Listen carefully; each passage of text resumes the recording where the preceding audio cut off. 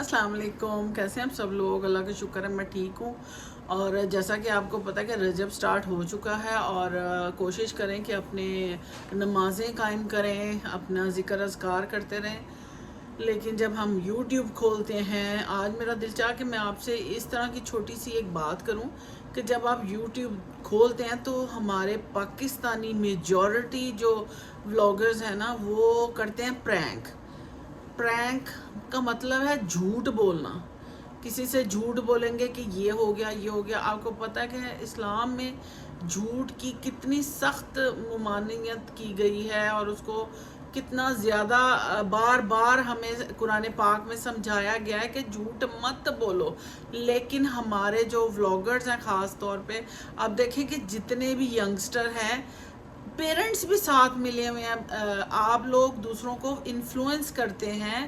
کوشش کریں کہ جھوٹ کا سہارا نہ لیں، کوئی عقل کی بات بتائیں۔ میں وہ ایک دیکھتی ہوں 5 بہنوں کا چینل، جب دیکھتے اس لیے ہیں کہ نظر سے گزرتا ہے، ان کے چھوٹے چھوٹے چنکس گزرتے ہیں۔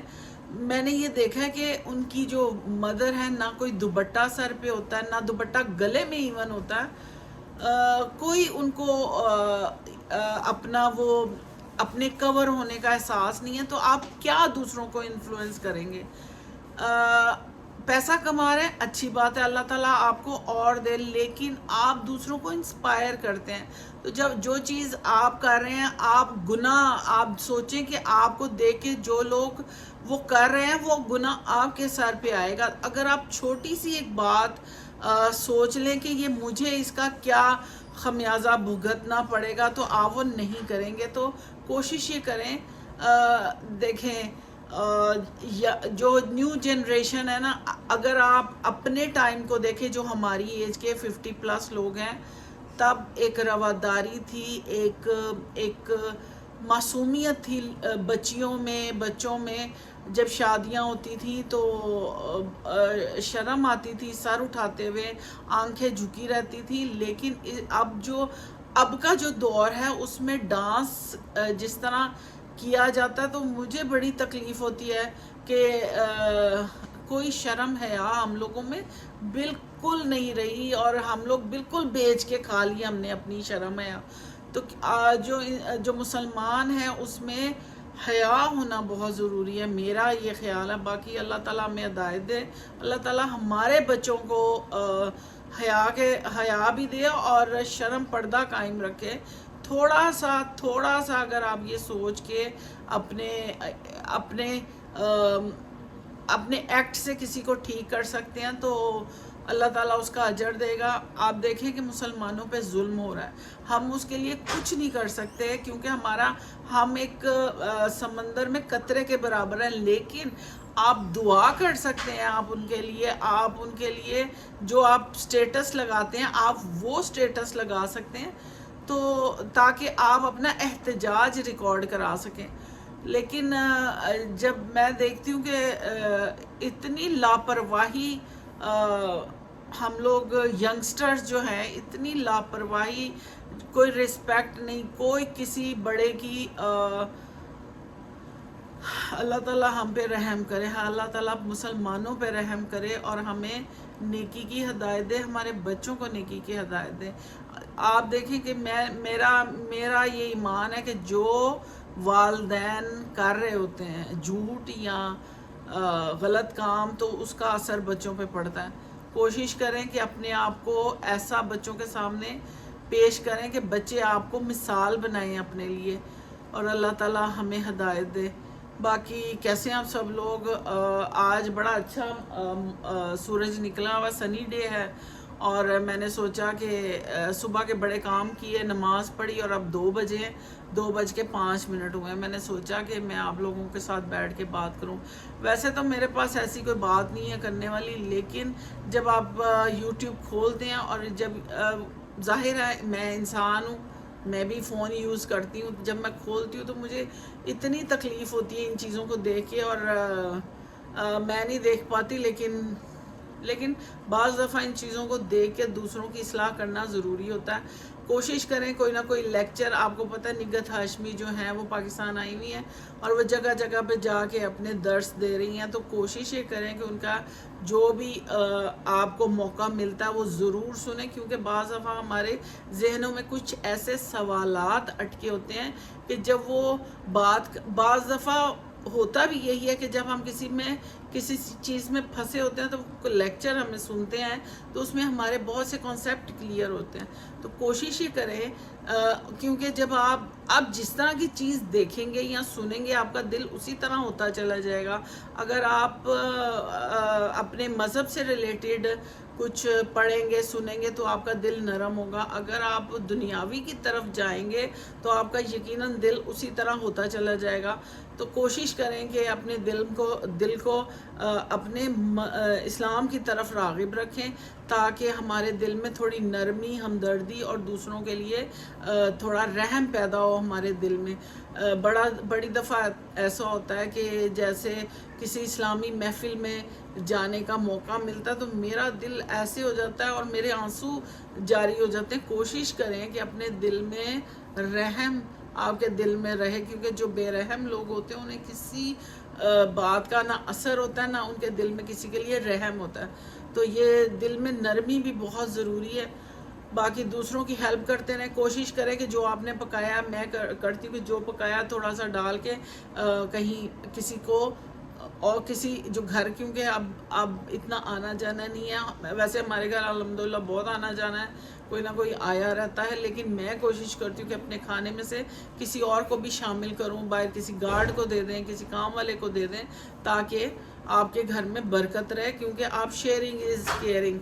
تو اس طرح اپنے کھانے میں سے کوئی کپڑا آپ کے پاس فالتو پڑا ہوا ہے، کوئی چیز فالتو پڑی ہے، میری کوشش رہتی، کیونکہ ہم لوگ جس دور میں رہ رہے ہیں ہم ہر وقت کچھ نہ کچھ خریدتے رہتے ہیں، ہم لوگوں کی سائیکی ایسی ہو چکی ہے کہ ہم لوگوں کو عادت پڑ چکی ہے بلا وجہ شاپنگ کرنے کی۔ تو اگر آپ کے پاس ایکسٹرا چیزیں ہیں کوشش کریں کہ وہ دوسروں تک آپ کی پہنچتی رہیں۔ آپ کا دل بھر جاتا ہے تو جن چیزوں سے دل بھر جاتا ہے وہ دوسروں کو دے دیں، تاکہ ان کے کام آتی رہیں چیزیں، کوئی کپڑا ہے، کوئی ایسا فالتو آپ کے پاس کمبل ہے، کوئی جیکٹ ہے، کچھ بھی ہے، دوسروں کے لیے ہیلپ آؤٹ کرتے رہیں، تاکہ اللہ تعالیٰ آپ پہ رحمتیں برساتا رہے۔ تو آج میرے پاس کہنے کے لیے تو کچھ نہیں تھا، لیکن میں نے سوچا چلو میں آپ لوگوں سے بات کرتی ہوں، جب بات کرتے ہیں تو بات سے بات نکل آتی ہے۔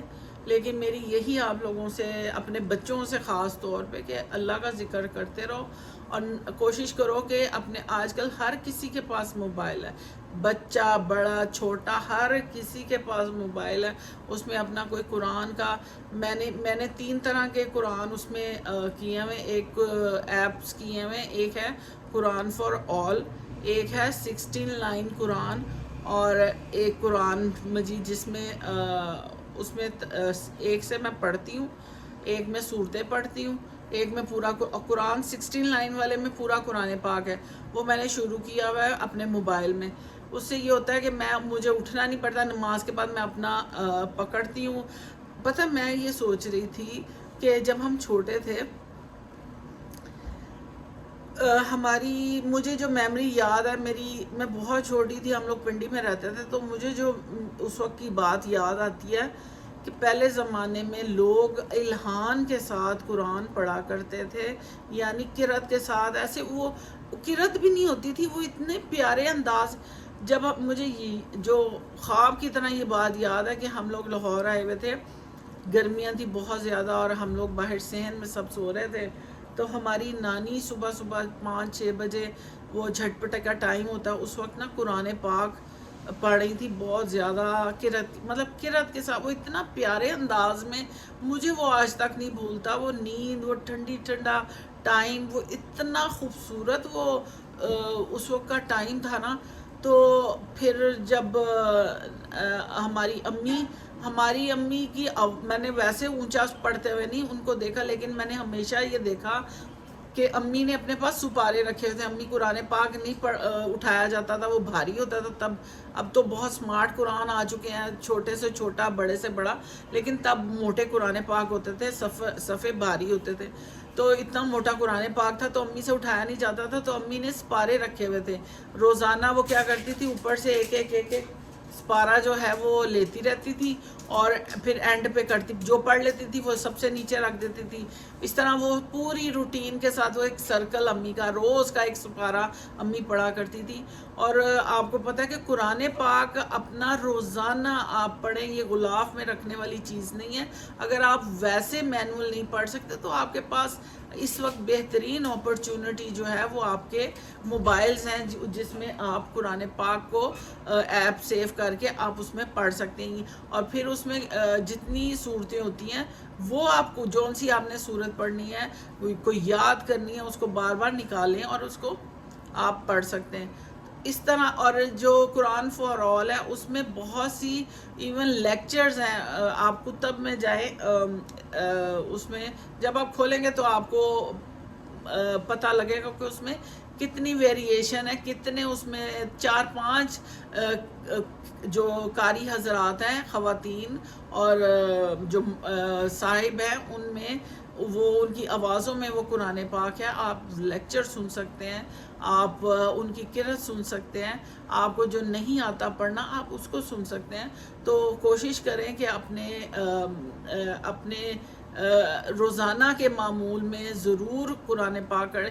ہم لوگ تجوید کی کلاس لیتے ہیں, اس پہ واٹس ایپ پہ تجوید پڑھتے ہیں, کیونکہ اب جانا مشکل ہے. تو اتنی سہولت ایسی ہو چکی ہے کہ آپ واٹس ایپ پہ ایک ٹائم ہوتا ہے جس میں کلاس ہوتی ہے, تو اس کو جوائن کریں کہیں نہ کہیں, کیونکہ اب تو ہر جگہ جو خواتین ہیں انہوں نے ایسا سلسلہ کیا ہوا ہے کہ آپ کوئی گروپ جوائن کریں تو وہاں کلاس ہوتی ہے تجوید کی, دورہ قرآن کی یا تفسیر کی, بہت سی کلاسز ہوتی ہیں, حدیث کی. تو اس کو اگر آپ کو شوق ہے, اگر آپ اپنی آخرت سنوارنا چاہتے تو ضرور جوائن کریں. ہم لوگوں نے بھی, میں نے بھی تقریباً 4-5 سال سے, مجھے تو اب خیر زیادہ ہو گیا, لیکن یقین کریں کہ ابھی بھی ہم بالکل لگتا ہے جیسے کچھ نہیں آتا. تو سیکھنے کا عمل جو ہے وہ ساری زندگی تک لگا رہتا ہے. آپ نے دیکھا کہ قرآن پاک میں کہ علم حاصل کرو چاہے تمہیں چین جانا پڑے, اور قبر میں اگر ٹانگیں تب بھی علم حاصل کرتے رہو. تو قرآن اگر آپ سیکھ رہے ہیں تو آپ سوچیں کہ آپ کو کتنا ثواب ہوتا ہوگا. تو اپنے کوئی مقصد بنا لیں اپنی زندگی کا کہ میں نے یہ کرنا ہے تاکہ اس کا اجر مجھے ہمیشہ ملتا رہے. آپ جو صورتیں یاد کرتے ہیں اس کے لیے دعا کریں کہ اللہ تعالیٰ اس کو آخرت میں میرا شفاعت کا ذریعہ بنا دے. تو اللہ تعالیٰ ہمارے کبیرہ صغیرہ گناہوں کو معاف کرے اور ہمیں نیکی کے راستے پہ رکھے, اور اللہ تعالیٰ ہمیں رحم کرنے والے میں سے بنائے. خوش رہیں, خوش رکھیں. اور اگر آپ کو میری ویڈیو کسی ریزن سے اچھی لگتی ہے اس کو لائک کریں, شیئر کریں, سبسکرائب کریں, اور سنتے رہیں میری گپ شپ. انشاءاللہ پھر بات کروں گی. اللہ حافظ.